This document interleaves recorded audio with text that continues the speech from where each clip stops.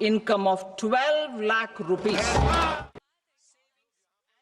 Congress leader Ronnie V. Lingdor criticized the Voice of the People party for its double standards, pointing out the inconsistency in the party's stance on Article 371 while contesting elections in the KHADC and JHADC.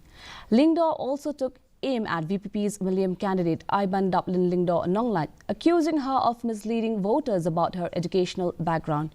Lingdor urged voters to not be swayed by the VPP's propaganda, reminding them that it was Congress who had empowered the 6th schedule of the Constitution to protect the rights of indigenous people.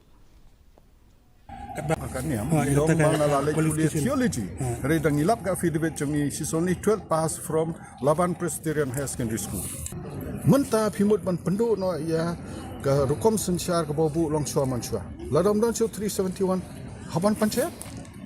Timdon dorbar himam don dorbar rai don dorbar sinong syu PJ benriuk.